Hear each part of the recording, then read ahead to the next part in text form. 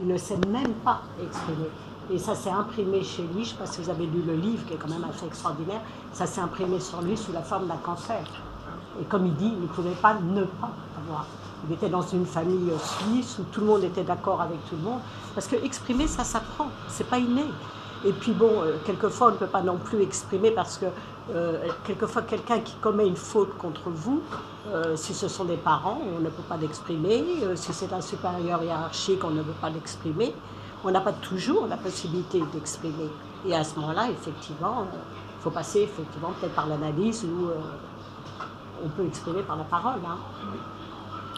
Oui, puis quand on n'a pas le moyen de la parole, oui, ça s'apprend. Même l'art, tout ça, ça s'apprend. Tout le monde n'a pas accès à cet outil-là. Une communication non verbale, c'est important. Si là, on parle beaucoup, madame. En fait, j'ai préparé un petit texte, c'est une page et demie, est-ce que je peux le lire? Oui, si c'est pas trop long, voilà. Alors, donc on l'a dit, ça renvoie à l'opposition défoulé-refoulé dans la lignée de Freud. Si on fait un retour au sens, aux définitions et associations, l'impression, action d'imprimer, laisser une trace, une empreinte, fait de presser ou d'appuyer sur quelque chose comme des motifs ou des couleurs sur des étoffes ou comme une image par exposition à la lumière. Sensation, marque laissée dans la durée, effet, influence la sensibilité de quelqu'un. Dans le domaine du sensible, de la perception de l'émotion, une appréhension immédiate, intuitive, avant toute réflexion ou analyse. Opinion rapide de quelqu'un ou quelque chose, représentation à dominante affective. L'expression, verbalisation, comportement, action. La caractérisation d'une impression, agréable, bizarre, confuse, délicieuse, désagréable, douce, douloureuse, étrange, fâcheuse, indéfinissable, poignante, singulière, terrible, triste, vague. Deux autres associations de l'impression et d'expression. L'hyperbole littéraire est une exagération de l'expression pour faire une forte impression. Et avec l'impression, on est dans le domaine du sensible, or c'est dans l'art qu'une certaine vérité du sensible s'exprime derrière l'apparence.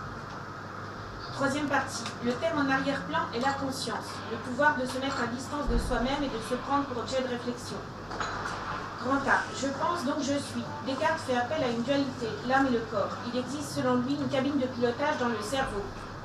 Grand B, critique de Descartes par les matérialistes. Il n'y a pas de zone du jeu différenciée dans le cerveau.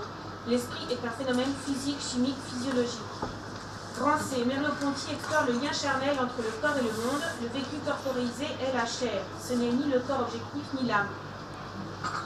Grand D, Daniel Dennett écrit La conscience expliquée. Pour lui, le théâtre cartésien est une illusion. Il n'existe pas d'observateur à l'intérieur du cerveau. La conscience se réduit à expliquer le comportement. C'est une abstraction au niveau de l'intention.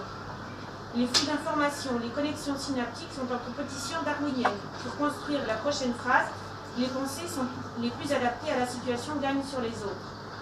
Pour autant, il n'y a ni fatalisme ni détermination, juste une instabilité du vivant et une dynamique de la théorie de l'évolution. Qu'en est-il alors du libre arbitre et de la responsabilité? Vu que chacun est un sujet, il est à la fois libre et non libre.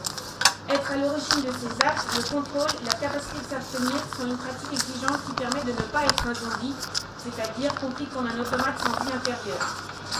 Et à la fois, objectivement, il y a des contraintes car nous sommes une partie de la nature. La conscience est de l'ordre d'une machine virtuelle, donc les robots pourront un jour en avoir une en copiant notre réseau neuronal. Peut-être même qu'un robot pourra aimer. On dit que le coup de foudre et le bien-être s'expliquent chimiquement. Le moi biologique est un principe d'organisation.